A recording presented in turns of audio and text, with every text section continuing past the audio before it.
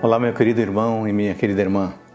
Que bom ter você novamente neste momento especial para estudo da Palavra de Deus. Vamos estudar a lição número 5. Lição número 5, o título geral é Como Interpretar as Escrituras. E a lição número 5 tem o título Somente pelas Escrituras, Sola Escritura. É importante você ter a sua lição da escola sabatina para poder estudar diariamente, porque o estudo da lição da escola sabatina é o estudo da Bíblia. Isso vai nos tornar pessoas cada vez mais capacitadas, conhecedoras, e dessa forma poderemos ensinar a outros a palavra de Deus. Antes de iniciarmos esse estudo, eu convido você para um momento de oração. Obrigado, nosso Deus, pelo privilégio que temos de estudar a Tua palavra neste momento. Por favor, dê-nos sabedoria, capacidade para compreender e depois vontade para viver o que aprendermos. Isso pedimos e já agradecemos em nome de Jesus. Amém. Muito bem, amigos. Estudar a lição da escola sabatina é um hábito extraordinário porque nos permite estar em contato todos os dias com a palavra de Deus. E a palavra de Deus tem amplos temas e neste trimestre, em abril, maio e junho, estamos estudando sobre como interpretar as Escrituras. Antes de iniciar propriamente o estudo da palavra, eu queria lembrar a você como é importante ter este pequeno guia com você. Aqui tem muito conhecimento bíblico e teológico. Isso vai fazer com que você se capacite cada vez mais e esteja melhor preparada para estudar a Bíblia com outras pessoas. No estudo de hoje, irmão, irmã, eu quero tratar de 5 tópicos, mais ou menos seguindo aqui a temática da lição. A suficiência da Escritura, a clareza da Escritura, quem tem o direito de interpretar a Bíblia para nós, a Escritura como sua própria intérprete, e vamos terminar com Ellen White e a sola Escritura. Está pronto? Está pronta? Tem papel, tem caneta na sua mão para tomar nota? Então vamos lá, vamos para o primeiro tópico de hoje, que é a suficiência da Escritura, tá bom? A suficiência da Escritura. Um princípio fundamental apresentado pela Escritura a respeito dela própria é o que somente a Bíblia, sola Escritura, somente a Bíblia é a norma final da verdade. E o texto clássico que demonstra, que apresenta essa premissa, está em Isaías capítulo 8, versículo 20. Isaías capítulo 8, versículo 20, você precisa conhecer, ler esse texto. O texto diz assim: a lei e o testemunho, se eles não falarem de acordo com esta palavra, não terão a luz da manhã. As duas palavras aqui hebraicas, Torá, lei, e Teodá, testemunho, apontam para os 2 elementos da autoridade nos dias de Isaías. Esses constituem agora a Escritura Sagrada, o Pentateuco e o testemunho dos profetas, acerca da vontade de Deus revelada previamente na Torá. O nosso Senhor Jesus Cristo resumiu as 2 divisões da Escritura do Antigo Testamento da mesma maneira quando ele mencionou em Mateus 5,17 a lei e os profetas. O Novo Testamento acrescenta a revelação autorizada, transmitida por Jesus e suas testemunhas apostólicas. Você pode conferir isso, por exemplo, em Efésios 2,20 e Efésios capítulo 3, versículo 5. Irmãos, o princípio da sola Escritura é o fundamento da suficiência da Escritura. E como consequência disso, a Bíblia não tem paralelo como guia infalível da verdade. Ela é suficiente para nos dotar da sabedoria que leva à salvação. A Bíblia é o padrão pelo qual toda doutrina e experiência devem ser testadas. Vamos repetir, isso está em Isaías 8:20, mas você pode encontrar em João 17:17 e 2 Timóteo capítulo 3, versículos 16 e 17.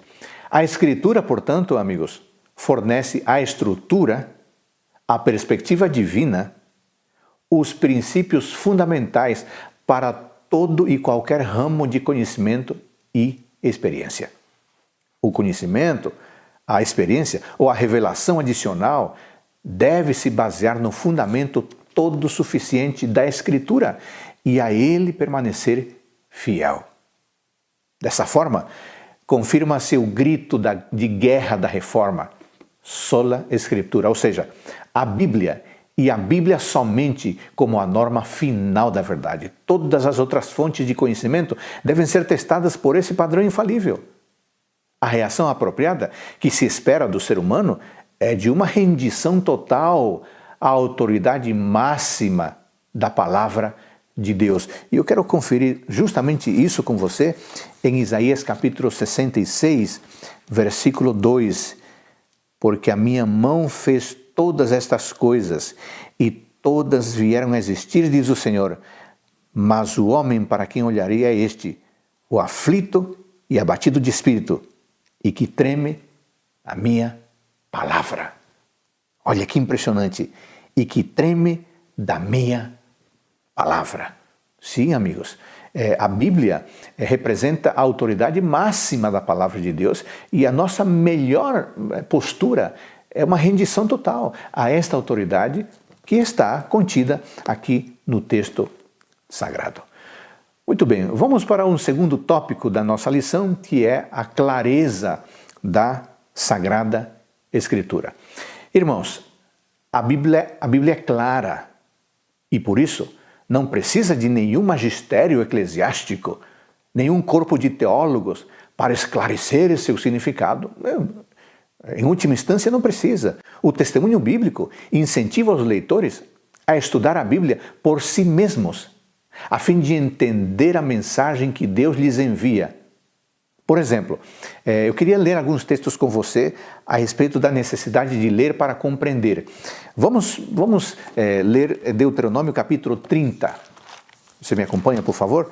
Deuteronômio capítulo 30, versículos 11 a 14. Porque este mandamento que hoje te ordeno não é demasiado difícil, nem está longe de ti. Não está nos céus, para dizeres, quem subirá por nós aos céus, que nos o traga e nos o faça ouvir para que o cumpramos? Não está além do mar, para dizeres, quem passará por nós além do mar, para que nos o traga e nos o faça ouvir para que o cumpremos? Pois esta palavra está muito perto de ti, na tua boca e no teu coração, para o cumprires. Percebe? A palavra de Deus está diante de nós. Com um pouco de compromisso, de disciplina e de disposição, nós, por nós mesmos, podemos entender a mensagem que Deus nos envia mediante os profetas. O significado da Escritura, irmãos, é claríssimo, é direto, é capaz de ser compreendido pelo estudante, claro, pelo estudante diligente. E Jesus ilustrou isso na maneira como lidou com o intérprete da lei. O que ele perguntou ao intérprete da lei? O que Jesus lhe perguntou? Vocês se lembram desse texto? Lucas capítulo 10, versículo 26. O que Jesus perguntou? O que Jesus perguntou ao intérprete da lei, ao mestre da lei? Lucas capítulo 10, versículo 26. Então Jesus lhe perguntou, o que está escrito na lei? Como interpretas? O que está escrito na lei?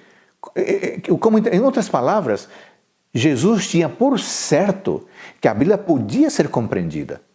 Quando o intérprete da lei citou Deuteronômio 6, versículo 5, e Levítico 19, versículo 18, Jesus elogiou-lhe a resposta correta. Veja aqui no versículo 28, então Jesus lhe disse, respondeste corretamente, faze isto e viverás. Percebe que a palavra de Deus pode ser compreendida? Irmãos, numerosas foram as vezes em que Jesus fez a mesma observação.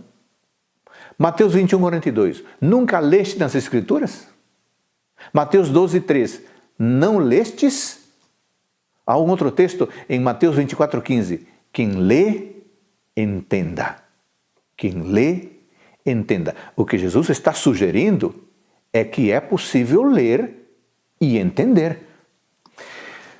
Dentro do tópico da clareza da Escritura, é importante ressaltar que o exemplo uniforme dos escritores da Bíblia mostra que as Escrituras devem ser tomadas em seu sentido literal, a menos que se trate, de maneira clara, de uma linguagem figurada.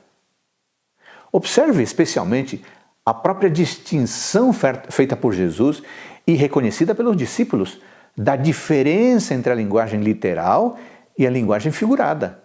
Quer conferir isso? João capítulo 16, versículos 25 e 29. João 16, 25 e 29. Estas coisas vos tenho dito por meio de figuras. Vem a hora em que não vos falarei por meio de comparações, mas vos falarei claramente a respeito do Pai. Percebe? Jesus fez essa distinção. Um momento ele fala em linguagem figurada, há outro momento que ele fala em linguagem literal, e os discípulos sabiam perfeitamente disso. Veja o verso 26 do mesmo capítulo 16, verso 29. Disseram os seus discípulos: agora é que falas claramente e não empregas nenhuma figura. Irmão, quando você se aproximar do texto, observe se a linguagem é literal ou se a linguagem é simbólica, é figurada. Não é preciso retirar a casca do sentido literal, a fim de alcançar o miolo de um significado místico, secreto, alegórico, que somente os iniciados podem descobrir. Não, não é necessário. O significado, a compreensão dele, está disponível ao leitor diligente, ao leitor disciplinado. A Escritura, irmãos, afirma também existir, da parte de escritores bíblicos, uma bem definida verdade e intenção, e não uma multiplicidade de significados subjetivos e livres. Não. Jesus e os apóstolos falavam com autoridade, não apresentando uma entre as muitas possíveis interpretações de uma passagem, mas o verdadeiro significado pretendido pelo escritor humano e pelo autor divino. Eu quero citar um exemplo, por isso que isso aqui é importante. Atos capítulo 3, versículos 17 e 18. Escute, acompanhe na sua Bíblia. Atos 3, 17 e 18. E agora, irmãos, eu sei que o fizestes por ignorância, como também as vossas autoridades, mas Deus assim cumpriu o que dantes anunciara por boca de todos os profetas, que o seu Cristo havia de padecer. Observe como o apóstolo está conduzindo a compreensão à verdadeira compreensão. E nos versos 22 em diante, disse na verdade Moisés: o Senhor vos suscitará dentre os vossos irmãos um profeta semelhante a mim, e a ele ouvireis em tudo quanto vos disser. Acontecerá que toda pessoa, toda alma que ouvir esse profeta, será exterminada no meio, que não ouvir esse profeta, será exterminada no meio do povo. E todos os profetas, a começar com Samuel, assim como todos quantos depois falaram, mas também anunciaram estes dias. Percebe que o próprio modo como o escritor conduz o diálogo está induzindo a que haja a compreensão do verdadeiro significado. Nós não podemos nos aproximar da Bíblia achando que nós vamos dar o significado. Não, nós vamos encontrar o significado, é diferente. Mas nós não vamos atribuir significado. O significado já está no texto, de maneira clara. Por outro lado, irmãos, isso não quer dizer que a interpretação do Novo Testamento tenha esgotado todo o significado de uma passagem do Antigo Testamento. Resta ainda a oportunidade para a exegese cuidadosa, e essa é uma tarefa nossa, analisar o texto. Há também os exemplos nos quais o escritor bíblico empregou intencionalmente terminologia ou fraseologia com uma amplitude semântica que abrange as várias e diferentes nuances indicadas pelo contexto imediato da passagem. Um exemplo disso, João capítulo 3, versículo 3. Observe com atenção esse verso, João 3, 3. A isto respondeu Jesus: em verdade te digo, que se alguém não nascer de novo, não pode ver o reino de Deus. Observe aqui Nicodemos respondendo, perguntou-lhe Nicodemos: como pode um homem nascer sendo velho? Pode porventura voltar ao ventre materno e nascer segunda vez? Jesus diz: se alguém não nascer de novo, não pode ver o reino de Deus. Jesus Cristo se apresenta como o intérprete, como aquele que atribui sentido. Então, há uma verdade e intenção que está no texto. Eu não devo me aproximar com a minha verdade e intenção. O texto já tem a sua verdade e intenção específica. Esse assunto também, irmãos, é ilustrado de maneira vívida na profecia apocalíptica. O anjo intérprete apresenta sistematicamente uma interpretação definida para cada símbolo. Para cada símbolo que se apresenta, o anjo diz, significa isto, ou o profeta diz, significa isto. Confira depois aí em casa, Daniel, por exemplo, capítulo 7, versículos 16 a 27, e o que está explicado no capítulo 8, versos 15 a 26.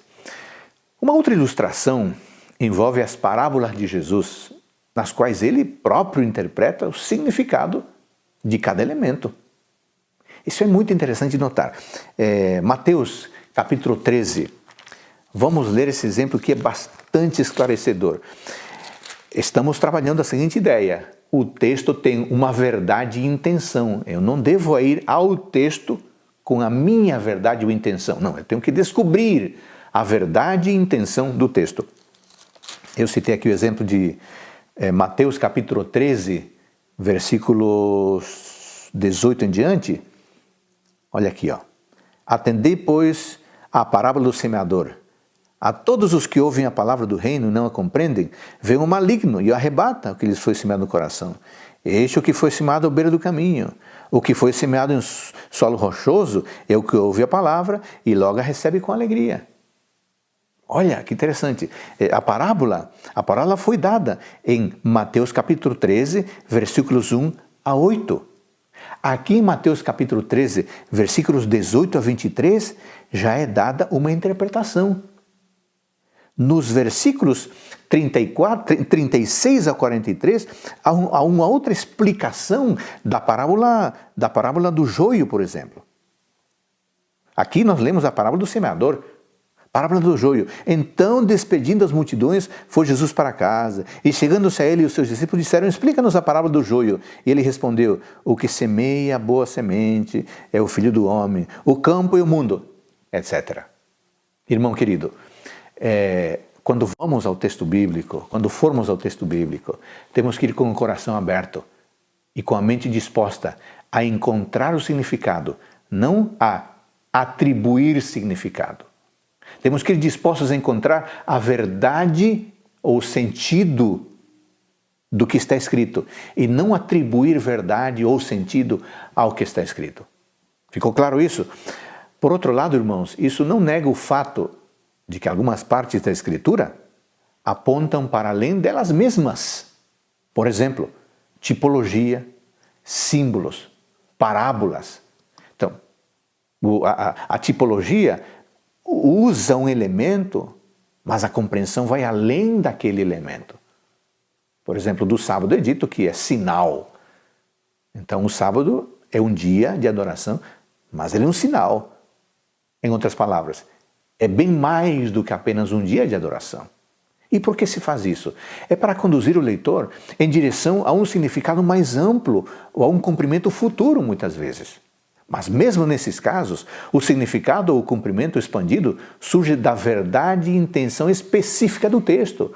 É parte integrante dela ou com ela se compatibiliza. Não está fora do texto.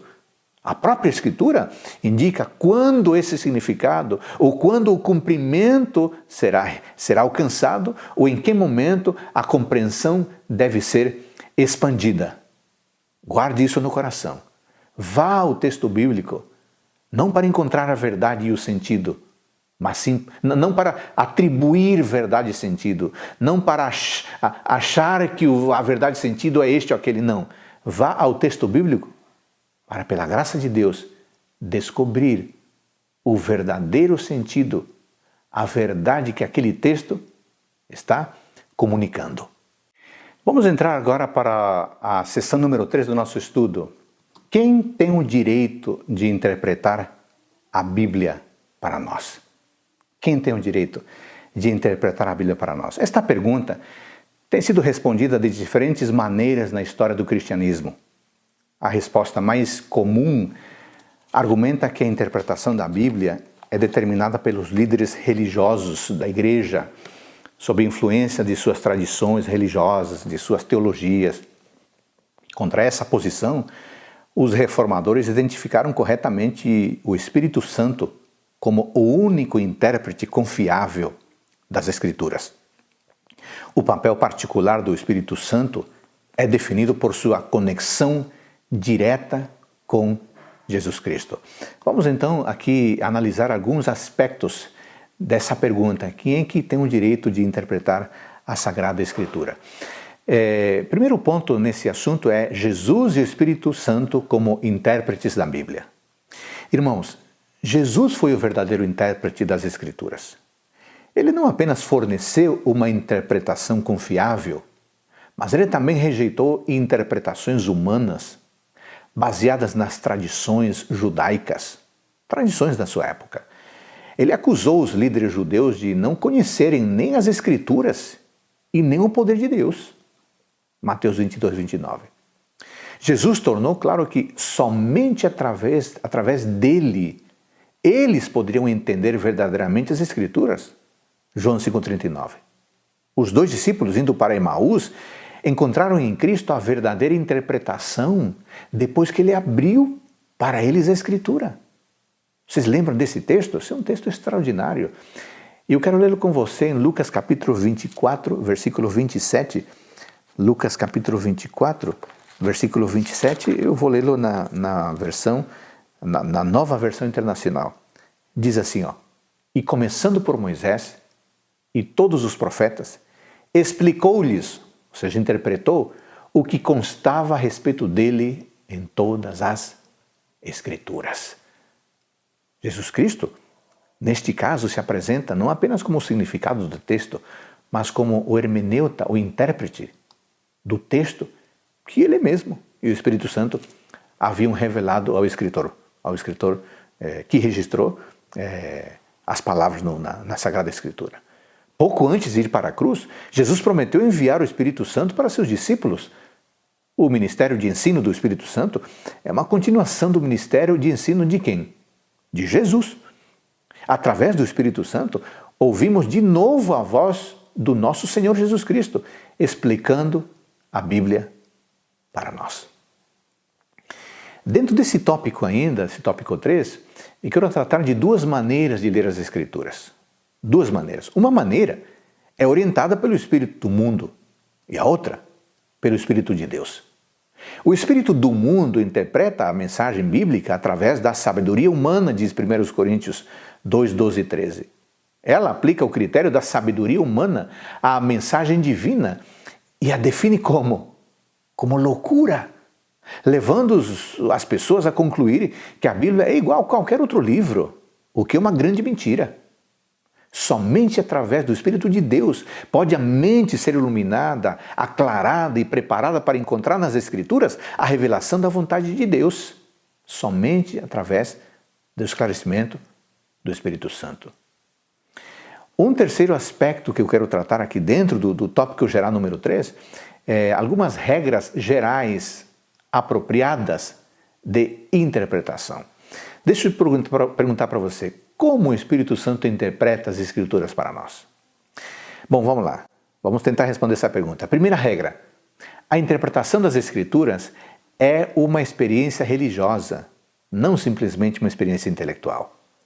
Toda vez que você vai ao texto, não pense que está apenas alimentando o seu intelecto, você está alimentando o Espírito. Você está alimentando a sua integralidade humana. Então, mas não é um exercício puramente cognitivo, é um exercício espiritual. Quando confrontados com as Escrituras, devemos estar dispostos a abandonar as nossas ideias preconcebidas e a nos submeter à mensagem das Escrituras. Porque se a pessoa vai com a sua convicção intelectual intacta, não vai conseguir abrir mão se a Bíblia lhe revelar alguma verdade que esteja em contradição com aquilo que a pessoa entende. Segunda regra, interpretar as Escrituras também é uma experiência intelectualmente enriquecedora. O Espírito não ignora a nossa racionalidade. O Senhor espera que usemos a nossa razão santificada para estudar a Bíblia. A sabedoria de Deus está baseada no temor do Senhor e em uma entrega completa a Ele como Salvador e Senhor.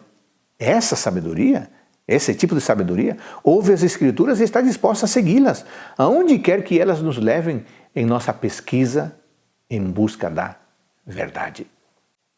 Terceira regra, na pesquisa bíblica, deveríamos usar um método apropriado de interpretação. Amigos, é nesse ponto que podemos ser tentados a usar a sabedoria humana separada do Espírito e chegar a interpretações que são incompatíveis com a natureza e o propósito das Escrituras. Devemos permitir que o Espírito Santo, através da mediação das Escrituras, identifique para nós os princípios de interpretação que devem ser usados na Bíblia. O Espírito Santo, através das Escrituras, deveria julgar qualquer metodologia que tente descobrir o significado do texto. Amigos, a nossa única segurança na interpretação das Escrituras é encontrada no princípio da sola Escritura. A Bíblia somente, não misturada com teorias científicas ou sistemas filosóficos, não. Os adventistas do sétimo dia devem desenvolver uma maneira de interpretar a Bíblia baseada na própria Bíblia. Um quarto tópico aqui é a respeito do Espírito e a Igreja. Irmãos queridos, a interpretação da Bíblia também é uma experiência coletiva, não é apenas uma experiência individual. O Espírito Santo não ignora a comunidade de crentes que são servos fiéis das Escrituras, não. Um indivíduo que se considera a voz de Deus na formulação de doutrinas ou ensinos bíblicos, tentando impor à igreja seus próprios pontos de vista, representa um risco maior para a comunidade de crentes. Deixa eu frisar isso aqui. De vez em quando aparecem algumas pessoas que pensam que são assim melhor do que toda a tradição ou todo o corpo de irmãos que chegou à conclusão sobre um texto. E ele, não, isso está errado, eu tenho a verdade. E aí ele começa a ensinar a Bíblia como se somente ele tivesse a verdade e não se dispõe, não tem humildade de submeter a sua leitura, a sua interpretação a um corpo de irmãos, inclusive mais preparados e sábios do que ele ou do que ela. É um risco. Quando alguém aparece falando bonito, aparentando uma boa disposição, uma simpatia, e diz, eu tenho uma compreensão diferente e vou ensinar. E se essa pessoa usa toda a sua simpatia, seu poder de marketing e seu poder de convencimento, representa um grande risco para a comunidade. Quem é que diz que somente uma pessoa tem razão? Quando o tema é polêmico, é necessário estudar e ouvir o maior número de pessoas. Costumeiramente, irmãos, os resultados dessa pressão, sabe qual que são? Divisões, rompimentos, falta de união na igreja. O Espírito guia o corpo coletivo de Cristo a um entendimento melhor, a um entendimento correto das Escrituras. Então, João 14, 26, Atos 15, 28, Efésios 3, 17 e 19, tratam disso aí. Agora, tudo isso, irmão, requer boa vontade de nossa parte, de cada um de nós, para procurar conselho e pôr de lado as nossas opiniões pessoais, preconcebidas, sob o conselho apropriado de comunidade de crentes. Muitas pessoas não idolatram ídolos de pedra, não idolatram pessoas famosas, mas idolatram as suas próprias convicções, as suas próprias ideias, eles acham que somente eles estão certos e desprezam os demais. Precisamos evitar esse espírito, essa motivação ou essa característica, porque ela é muito negativa, ela é prejudicial, não apenas para a pessoa, mas para a Igreja de Cristo como um todo. Muito bem, vamos para o tópico número 4 da nossa lição. A Escritura é a sua própria intérprete. Você pode olhar isso na lição de quarta-feira, as Escrituras interpretam as Escrituras. Como disse Martinho Lutero, a Escritura é sua própria luz. Pelo fato de haver uma unidade subjacente entre as diversas partes da Escritura, cada porção dela interpreta a outra, tornando-se a chave para a compreensão das passagens relacionadas. Jesus Cristo demonstrou esse princípio no caminho de Emaús. Como? Está escrito assim, começando por Moisés, discorrendo por todos os profetas, expunha-lhes o que ao seu respeito constava em todas as Escrituras. Extraordinário isso. Lucas capítulo 24, versículo 27. E mais tarde, naquela noite, no cenáculo, ele ressaltou: importava que se cumprisse tudo o que de mim está escrito na lei de Moisés, nos profetas e nos salmos. Então, diz o texto, lhes abriu o entendimento para compreender as Escrituras. Lucas 24, 44 e 45. O apóstolo Paulo expressa o mesmo princípio em 1 Coríntios 2,13, quando ele diz: disto também falamos, não em palavras ensinadas pela sabedoria humana, mas ensinadas pelo Espírito, conferindo coisas espirituais com espirituais. Embora esse texto tenha sido traduzido de diferentes formas, a maneira como o próprio apóstolo fez uso da Escritura mostra certamente que ele adotava esse princípio. Podemos mencionar toda a série de passagens do Antigo Testamento, por exemplo, citados em Romanos 3, 10 a 18, muitos textos, mas não é necessário. Mas você pode conferir como o apóstolo Paulo se baseou no Antigo Testamento para construir a sua teologia. E pode-se observar o mesmo fenômeno em Hebreus capítulo 1, versículos 5 a 13, Hebreus 2, versículos 6, 8, 12 e também o versículo 13. Aplicando o princípio de que a Bíblia é sua própria intérprete, Jesus, no caminho de Emaús, mostrou que tudo quanto a Escritura diz sobre determinado tema deve ser levado em conta na interpretação do assunto.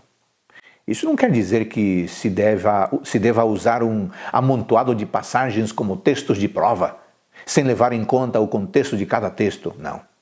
Porém, visto que as Escrituras possuem, em última análise, um só autor divino, é vital reunir tudo quanto foi escrito sobre determinado tema para se obter todos os aspectos daquele tema e então definir o rumo da investigação, o rumo da compreensão. Agora vamos entrando no quinto item e último do nosso estudo, irmãos, Ellen White e a sola Escritura. Estou falando agora da lição de quinta-feira, Ellen White e a sola Escrituras. E a sola Escritura. Irmãos queridos, um dos princípios fundamentais da Igreja Adventista do Sétimo Dia é que os dons do Espírito mencionados pelo apóstolo Paulo, por exemplo, em Romanos 12, 4 a 8, Efésios 4, 11 a 13 e 1 Coríntios 12, 27 a 31. Esse princípio, essas ideias se estendem para além do primeiro século depois de Cristo e podem ser esperados na era moderna. Entre esses dons, irmãos, está o dom da profecia. E os adventistas creem que esse dom se manifestou na vida e no ministério de Ellen White, que nasceu no ano de 1827 e morreu no ano de 1915, deixando-nos um imenso legado escriturístico.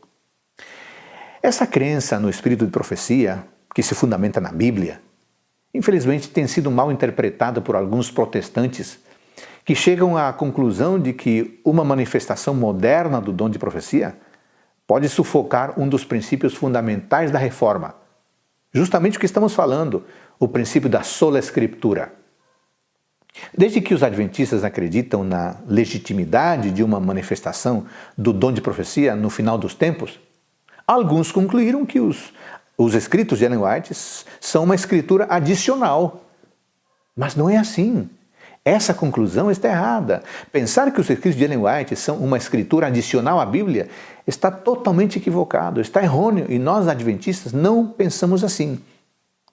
Ellen White escreveu de forma extensa sobre a relação de seus escritos com a Bíblia, sobre o papel da Bíblia com a fé e a vida prática. Ellen White foi veementemente de acordo com o princípio da sola Escritura. Ela insistiu muitas vezes nessa ideia de que o que ela escreveu está totalmente de acordo. Ela disse isso com veemência, que os seus escritos estão submissos e de acordo ao princípio da sola Escritura. Por exemplo, ela escreveu o seguinte: a Bíblia, e somente a Bíblia, é nossa única regra de fé.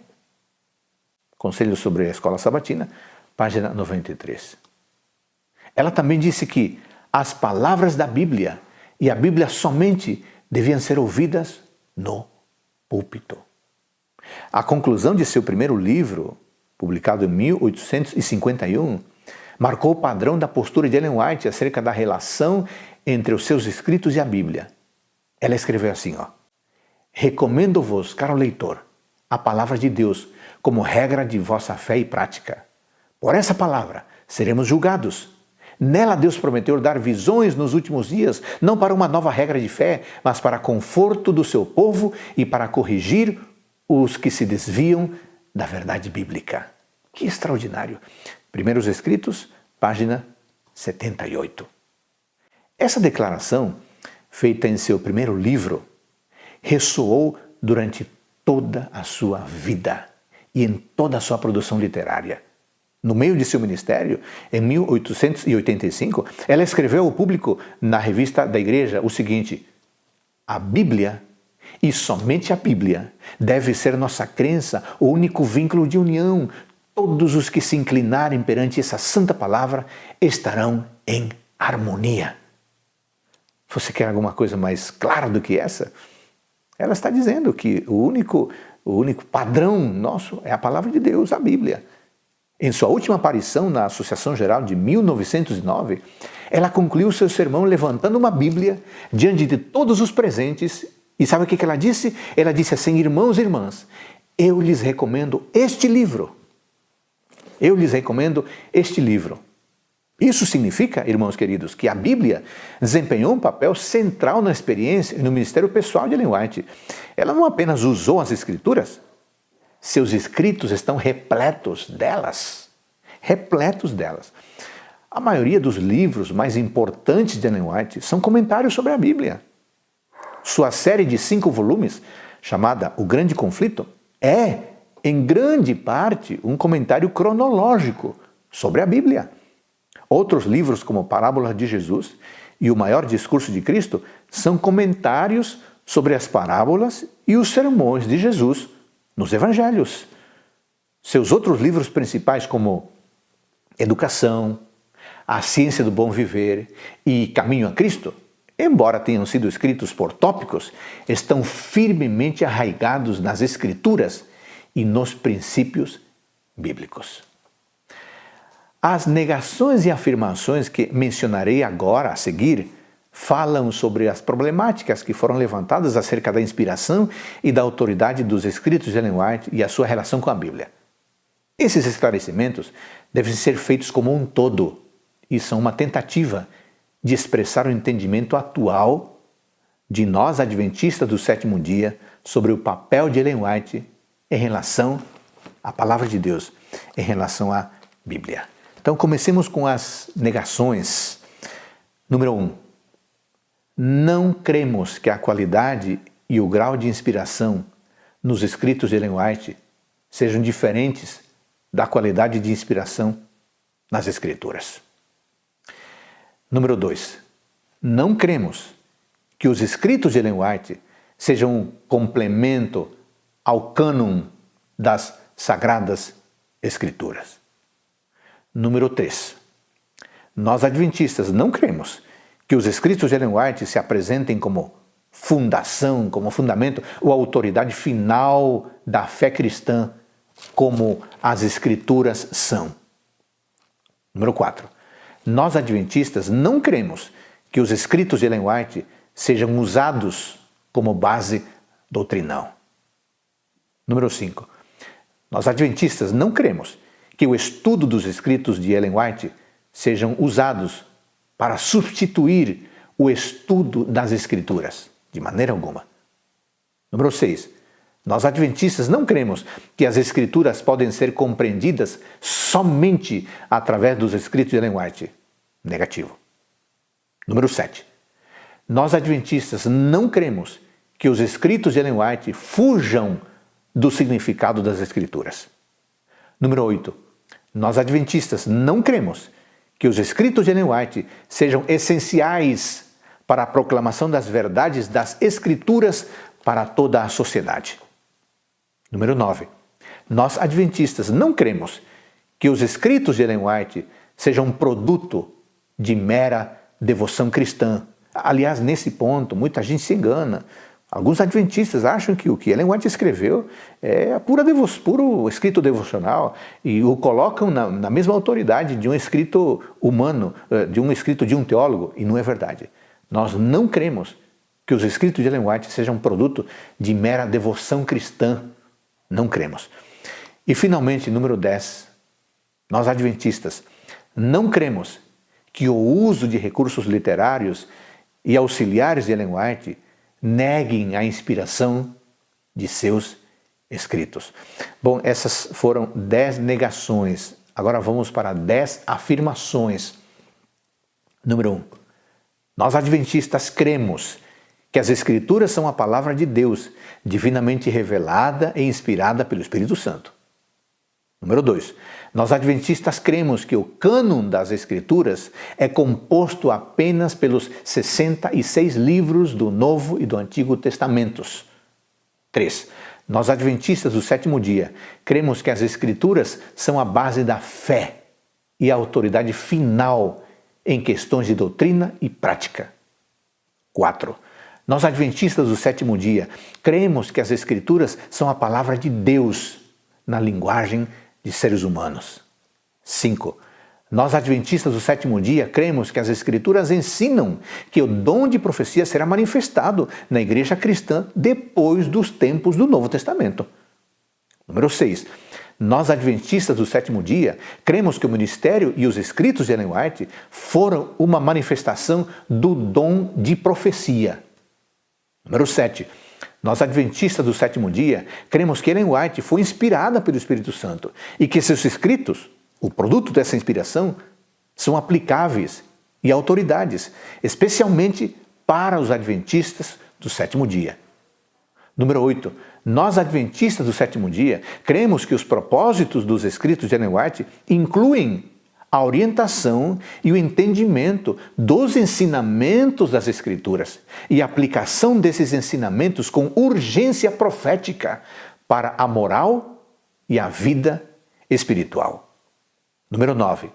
Nós adventistas do sétimo dia cremos que a aceitação do dom profético de Ellen White é importante para a alimentação, educação, para a união dos adventistas do sétimo dia. Finalmente, número 10, nós adventistas do sétimo dia cremos que o uso de fontes literárias e auxiliares de Ellen White encontra seu paralelismo com alguns escritos da própria Bíblia. Portanto, podemos concluir que o entendimento correto da inspiração e da autoridade dos escritos de Ellen White evitaria os dois extremos. Por um lado, ver esses escritos em um nível canônico idêntico ao das Escrituras e, por outro lado, considerá-los como literatura cristã comum, dois extremos equivocados. Irmão querido, obrigado por me acompanhar nesse momento de estudo da lição da Escola Sabatina, da Bíblia, né? Que o Senhor Todo-Poderoso nos abençoe no estudo diário da Bíblia, do tema da Escola Sabatina. Esse trimestre é como interpretar as Escrituras, e que nós possamos não apenas aprender, mas sobretudo seguir os preceitos da Palavra de Deus. Amém.